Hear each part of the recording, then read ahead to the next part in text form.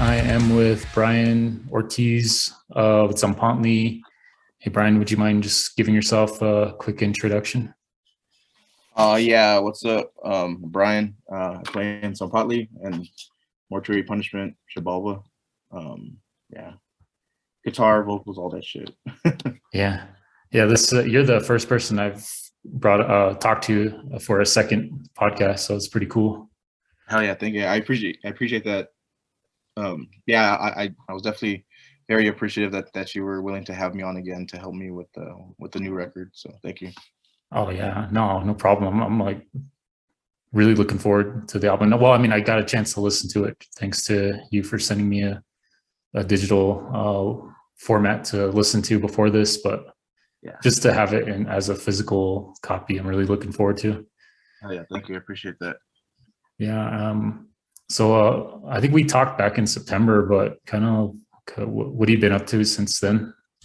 Not too much. Just kind of chilling out. Of course, writing on new music and stuff for Shabalba and for Tzompantli, slowly but surely. But that's about it, really. Just kind of work, of course, working, and just kind of doing my day in and day out, hanging out with my family, um, stressing about work, just normal bullshit. Yeah. That's about it, man. I haven't been writing the last like month and a half, maybe, because I've been a little bit more focused on we're in the process of moving, so I've been kind of focused on that. But yeah, like I always have ideas here and there. I'll usually write them down or program some drums and get shit started, so that when I do pick up a guitar, it'll just be easy to kind of just snowball into shit. But yeah, that's about it. I'm just fucking just chilling, kicking it. Yeah. And the new Tzompantli album is going to come out on May 6th. So that's going to be coming up like in less than 3 weeks from now. So how does Yeah, it feel now, like with that coming out? man. I mean, like with I was so fucking excited just to get that first single out. Um, and yeah, that was fucking awesome. Like so far, the fucking like reception has been like just fucking great, and like I'm very appreciative of everyone like taking the time to check it out and stuff, and um, especially with fucking like people just being bombarded with music every fucking day. New music here, new music there. Like it definitely meant a lot to have people like check it out and all that good shit. But like I'm just getting really really antsy, really excited, really anxious just to get it out there. I just want people to like hear it and kind of see what they think. Even some of the negative stuff or the critiques. I, whatever like input people have, just to see what formulas I have to fucking change or alter. It's like what we were talking about off the recording. We were just we're music nerds. We like to hear different perspectives on shit, and I would definitely like to hear people's perspective or what they think about the new album. So yeah, I just a lot of anxiousness and just excitement has been kind of brewing, out here in the camp. So yeah. Yeah, I've been listening to it a lot. I mean, I got the advanced listen, and yeah, just right off the bat, it's just like super like thick and a lot of atmosphere, a lot of just the vibe that the first track kind of it starts out with like the tribal drums and the gourd rattles and the whistle. Yeah, it's cool. Paints a really cool picture, and the music too itself is just super heavy. Like, I mean, I don't like to like compare it to anything, but really the thing that comes to mind is bands from like Finland, like Hooded Menace, kind of like that Yeah, yeah, style of like doom, death doom. yeah. Like It's really thick, fucking awesome. funky. Yeah, I fucking love Hooded Menace too, and I love like the Finland death metal shit. So like I don't even know how to fucking, but like Ripikuyu or whatever the fuck they're called. All those fucking bands. I'm just a big fan of that style too. So there's some influence in there for sure. Because I always felt like they were just fucking down with like a lot more of the like kind of like punk or like street kind of aesthetic or DIY kind of aesthetic to just, you know, doing just basic shit and doing it themselves. So yeah, fucking shout out to fucking Finland death metal. Yeah. So I don't know. Since I last talked with you, I kind of probably gained a lot of new listeners, but just as a quick background, how did the Tzompantli project start?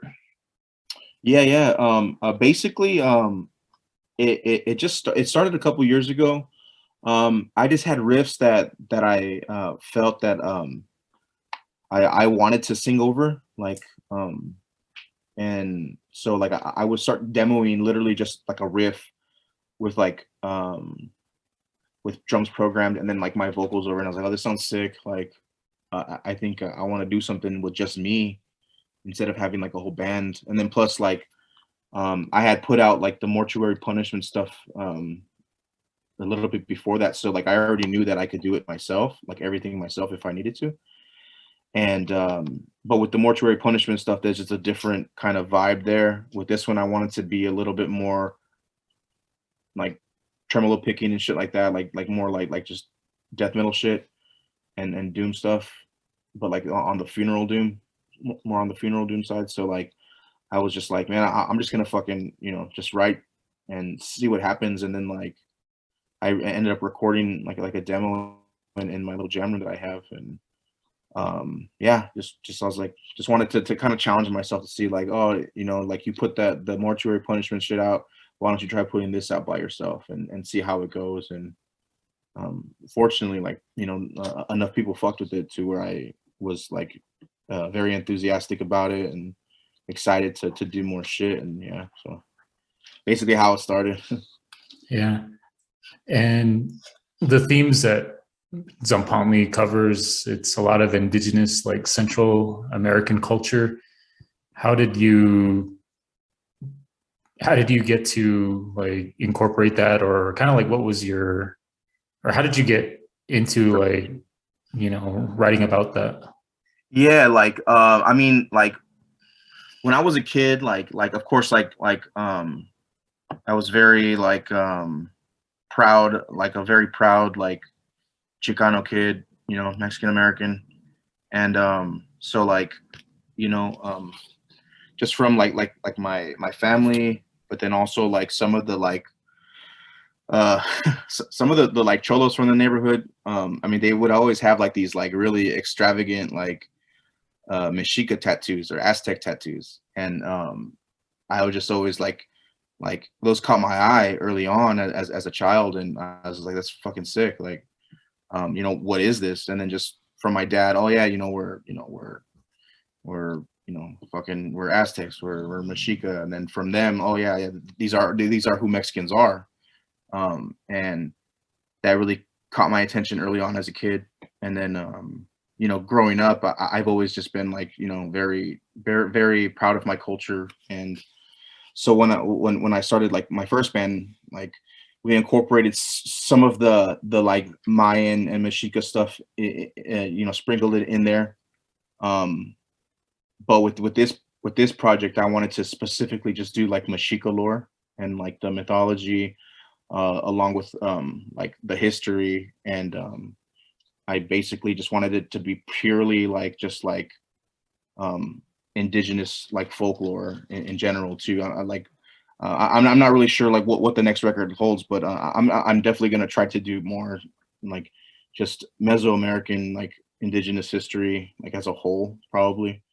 But yeah, that's how I got like interested in doing that. And then of course like growing up listening to like you know, like Rage Against the Machine and stuff like that, they reference, you know, like a lot of the Mexica stuff, and how we were like indigenous people.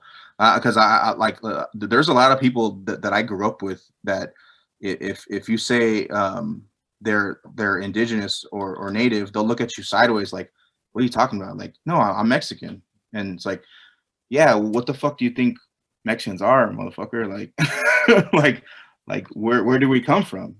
It's like, well, we come from this land. So it's like, okay, well then what does that make you? Native to the land. And it's funny because like some people fucking struggle with that concept, but it's not really a hard concept to follow when you know when you just sit down and think about it. But so that's like something that I grew up with. Fortunately, like early on, I started realizing that you know we are, you know, native. And like I said, some people look at you sideways, some people are like, oh, you know what, that fucking makes a lot of sense, like.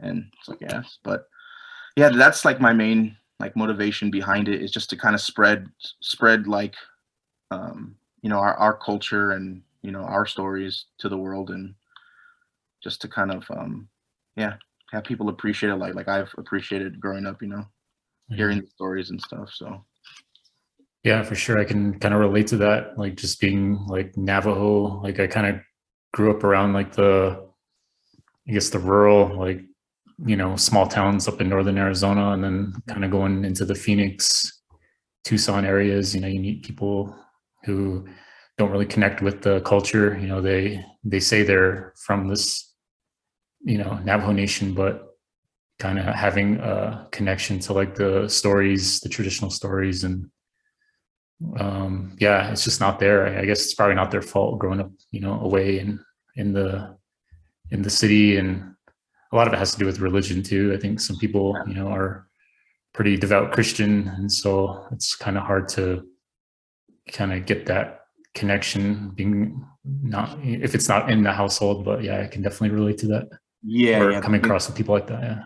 yeah. And there was definitely like a lot of that growing up too, because like my family were like big Catholics, and my whole family was, and I mean they still are, except I'm not. Like I don't believe in that shit. But like especially like getting older too, like you know, like I learned pretty early on just from listening to underground music and opening my eyes to different things, that like organized religion is just fucking just trash, you know. And it's just all the indoctrination that we've had to sit through, you know, going to church every fucking Sunday and telling us what we can and can't do. And like, ah, fuck that, dude. Like, Oh yeah. I don't ride with that shit.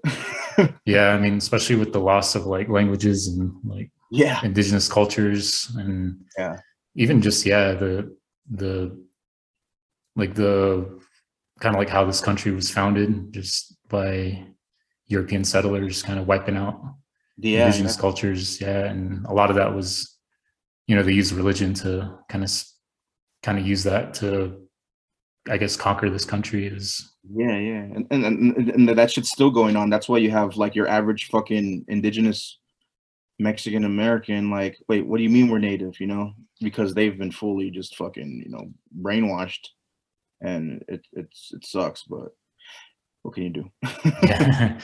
Just But spread the word. Maybe yeah, it'll enlighten someone, and they'll start to think and like, oh yeah, you know, you're right. Like, so yeah, man. Like I'm all about like um I've been slowly but surely over the past like 20 years just like kind of decolonizing my own mind, and try to rid myself of a lot of things that I just don't respect.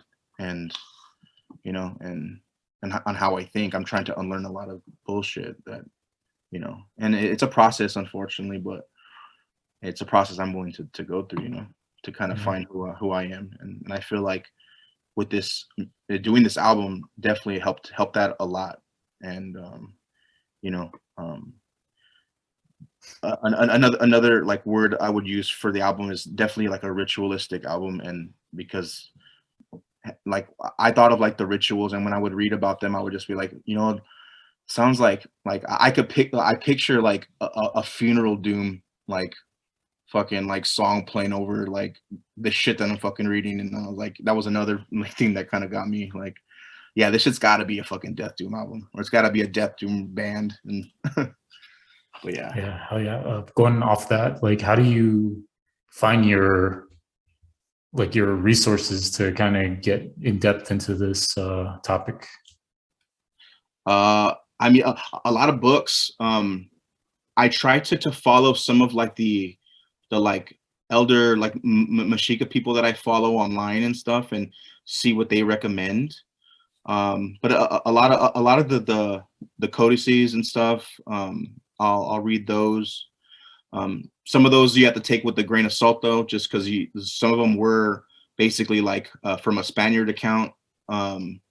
So those ones you kind of have to like take, like, oh, this motherfucker's probably lying. But there's still knowledge there, that if you're, if you're willing to read and kind of like just do a little bit of like deeper thinking on it, then you can kind of figure out, like, okay, this is probably what happened and not what this fool's saying. So, but there's also some books like there's some poetry stuff. There's a book that I read called or not read the full thing, but like read some of it. Was it's called Broken Spears. It's a really good one. But yeah, just a lot of stuff like that, and also just listening to different like some of the Mesoamerican indigenous like elders speak that are like archaeologists or that have studied this stuff in depth. I usually try to get their perspective on certain things, and like I said, I like to take from different sources and stuff like that. But yeah, that's how I get those, and then I usually find out that that's what inspires me the most to like write riffs and stuff, and so. Right. Yeah, so the new album's coming out May 6th. Yeah, May 6th. I tried to like find a pronunciation like online, like Google translation, but I just couldn't. How would you pronounce the title? Yeah, so like the T is kind of silent, so it's like it's a Tzompantli or Tzompantli. That's like an easy way to say it. I'm pretty sure that that's how you say it. But yeah, I mean it's not a big deal if you can't like say it properly, or if you're saying it just sounding out how you think it should sound is, Yeah. But the album is it like Tlazcaltiliztli? It's Tlazcaltiliztli. Okay. Like Tlazcaltiliztli. Okay. Yeah. Yeah. A bit of a tongue twister. It was cool. Like I got on the email list from $20 Spin. So like Ear Split Compound like sends me stuff now, and I got the press release, and I read that it's Nourishing the Fire and Sun with Blood. Is that the translation? Yeah, that's basically how like it goes back to the whole ritualistic type stuff. When they would sacrifice some of the the patrons, they would basically they would burn their heart in and blood in like a goblet, or like not a goblet. I forgot, it's called a copal, but yeah, they would burn it in there as an offering to Huitzilopochtli, which is the god of the sun and war.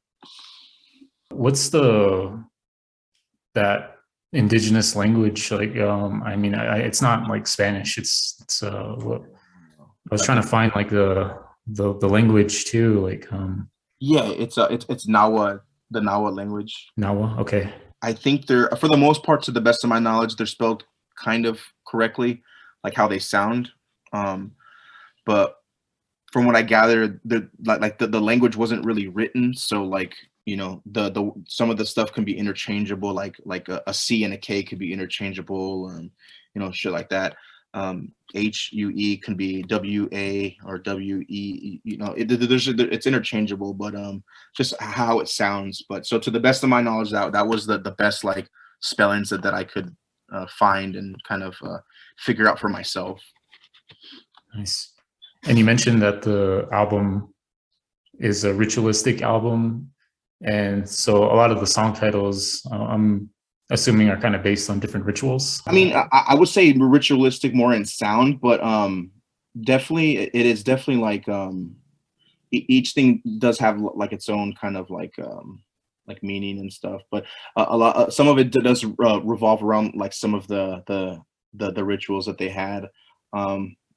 Some of it like the first single is it's called it translates to basically like the creation story is what that word translates to.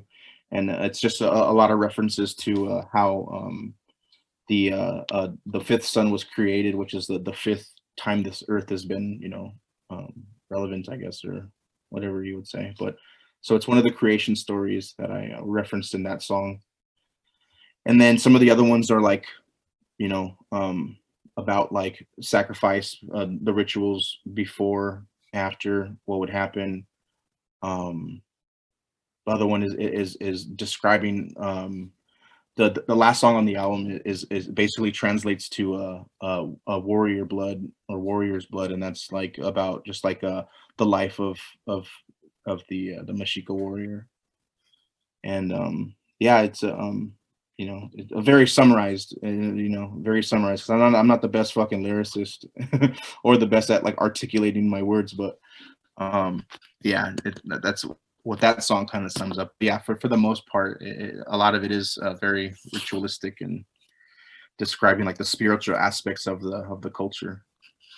Yeah, and even Tzompantli, that right? That's a skull rack, right? I Yeah, remember yeah. kind of looking into that Yeah, they previously. would display it on a rack of skulls, and they would display those skulls. They were like, some of them were war victims, some of them were people that were chosen to be sacrificed, and they would also do um, like mortar, like kind of like mortar, skull and mortar, like walls.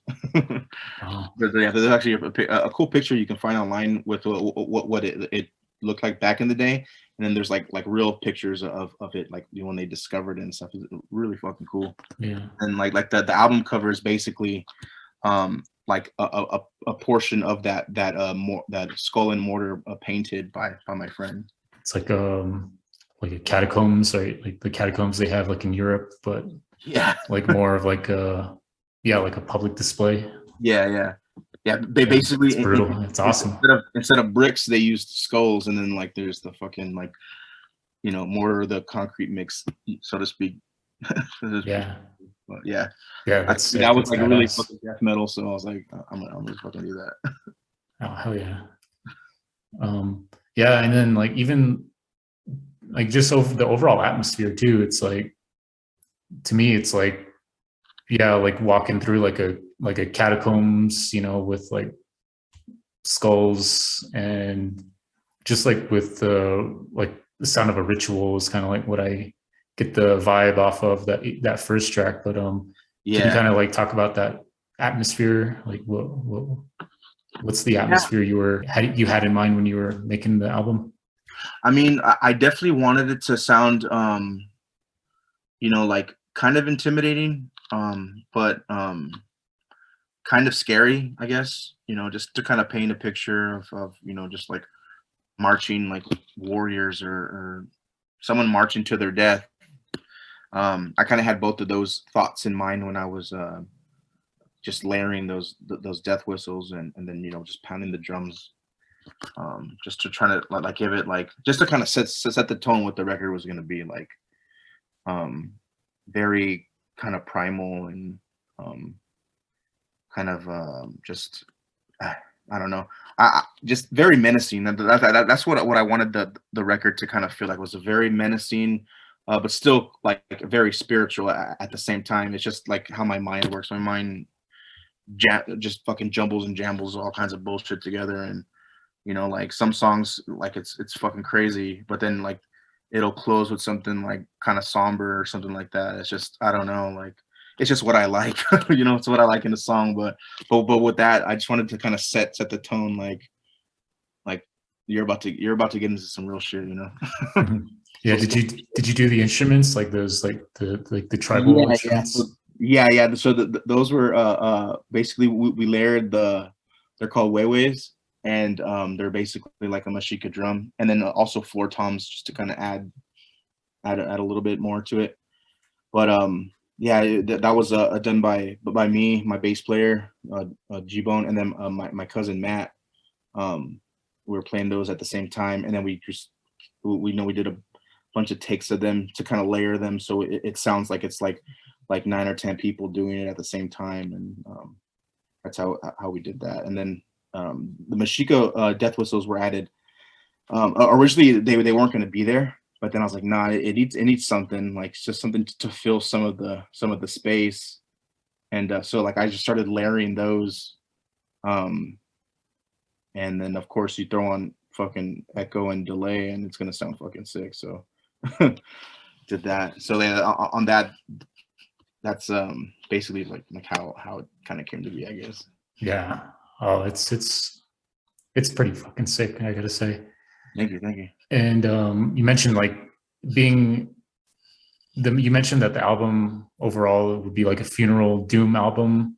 What were some of like your inspirations to kind of put together the album, like musically, I guess, from a no, first band that came to mind when I was like I want to start like something was Disembowelment. They're like one of my favorite death doom bands. Their like funeral doom parts are like some of the I think some of the coolest, but like they just like for me that they embodied everything cool about death metal and doom metal all wrapped into one. They had the cool death metal riffs that are very kind of upbeat and just like fast and tense. But then they also had these like just very slow knuckle dragging kind of like heavy parts with like these really kind of eerie and somber kind of clean guitars just over it with these just brooding fucking like heavy ass palm muter riffs. And that's the band that I was kind of going for. But also like just my biggest influences are always going to be like Morbid Angel, Crowbar, Obituary, of course, Sepultura.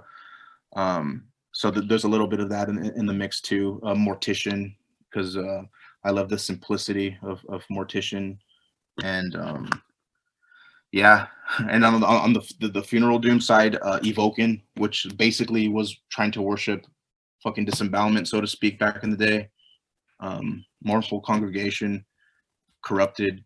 Yeah, those are some of the doom metal bands that I kind of take from. Corrupted, well, newer Corrupted, I would say, or like 2000s, mid 2000s Corrupted, when they were like El Mundo Frio and that German title that they had. Those two fucking on how like melodic it was and but still punishing. Anyways, yeah. But yeah, those bands. Yeah, like you mentioned Morbid Angel. I think it's like track 3. The way it starts reminds me of like yeah, that Morbid Angel album, like Domination, like a lot of the slow chugging riffs. Yeah, no, I definitely had fucking Where the Slam Live in my head when I wrote that. I was like, man, I really want to Where the Slam Live fucking riff.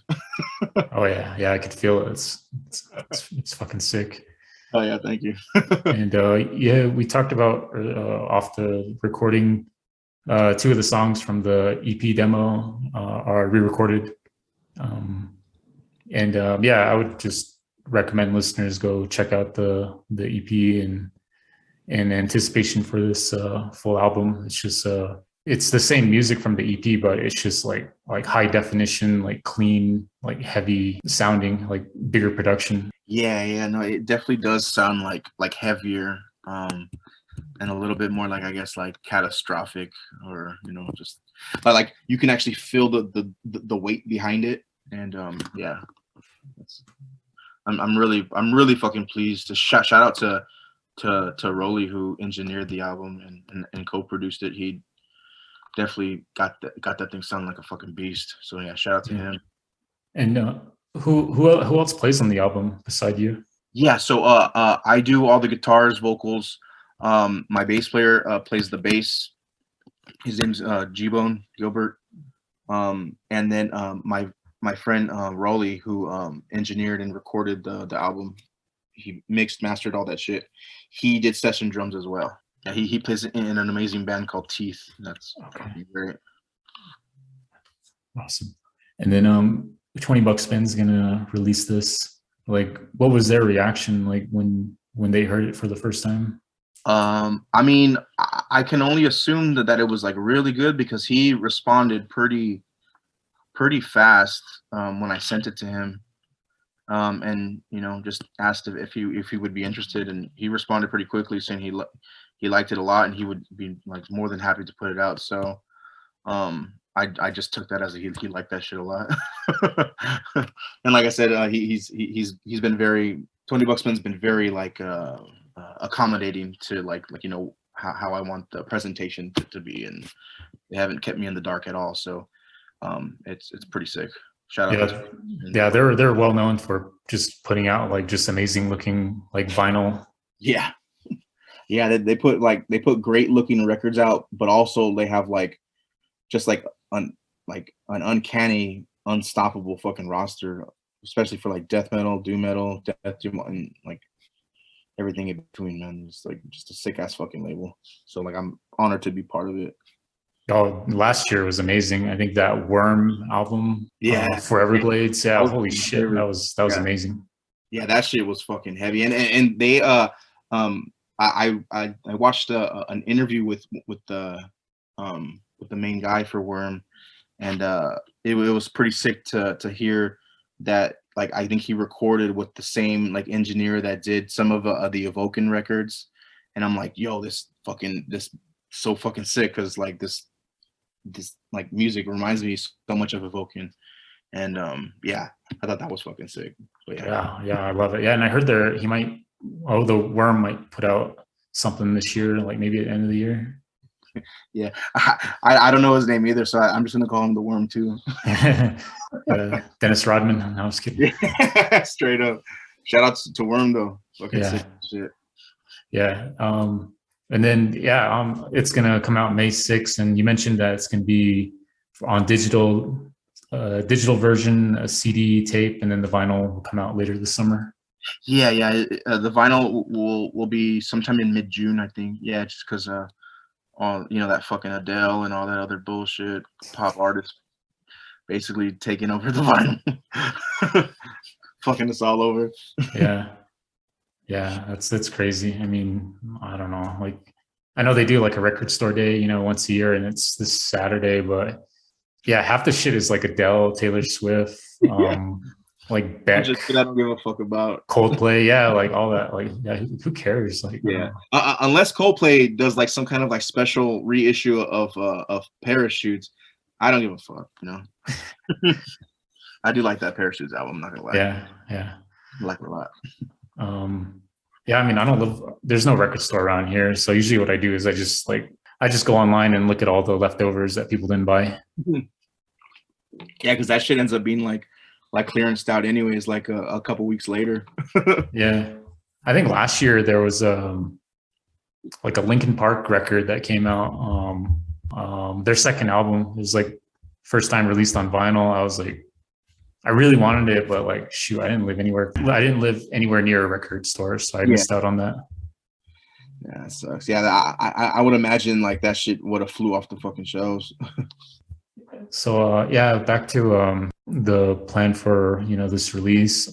Are there going to be any upcoming live shows or appearances? I don't have anything planned. But maybe if I do a play, which there is a high possibility of it happening, it'll be sometime in summertime, like maybe July. If we do decide to perform and stuff. But yeah, it'll be for July. I can't really get into the specifics, but it'll be sick. Yeah, for sure. Yeah, I mean, I can totally just see the Tzompantli like live show being like festival only, every like couple of times a year. Like that'd be really cool. Yeah, no, I definitely want it to be like an experience when we do something that's complements like the heaviness, with heaviness, all the low end, you feel it. I do want it to be kind of visually pleasing too. So I got some ideas. So yeah, I hope I Awesome. can definitely make that happen. Yeah, that'd be sick. But yeah, those are close to the end of my questions. Any like closing remarks or acknowledgments? No. I mean, yeah, just I guess just yeah, everybody, thank you for I guess listening. Thank you for checking out the album. May 6th, and then we're gonna be having a single drop. I mean, I'm sure by the time this episode airs, the single will have already dropped. But yeah, so there'll be merch, all that kind of fucking cool shit. So shout out to Holy Mountain for doing the merch store. Shout out to $20 Spin, for giving in the project. Shout out to my bass player G Bone, to Rolly for recording. Check out his band Teeth. They're fucking amazing death metal. And yeah, just fucking shout out to all the fucking native, indigenous, and brown people on the continent. Oh, hell yeah. All right, cool. All right, I'm gonna stop the recording, but I'll keep you on. That was my talk with Brian Ortiz of Tzompantli, also of Mortuary Punishment and Zabulba. Be sure to check out the new album from Zabulba on May 6th. It'll be released as a digital version, tape, CD, and then in mid-June there'll be vinyl. So check out 20buckspin.com to pre-order that. The vinyl will for sure go fast. Also, if you want to get the digital version, you just check out Tzompantli on Bandcamp. And for more merch, go to holymountainprinting.com. Be sure to pick up some Tzompantli merch to support Brian. Also, there's 2 songs from the new album that's streaming on YouTube on the 20 Spin page. So yeah, give that a listen. Those are some really heavy songs. And yeah, this is for sure going to be one of the best albums to come out this year. And yeah, it's just really amazing to see this album get put out by such a big label, a well-known, well-respected label like 20 Spin. And it's for sure going to get a lot of recognition, and especially being an indigenous metal project, it's really, really fucking awesome to see. So that's it for the podcast. And yeah, I'll talk to you guys next week. Thank you. Go net.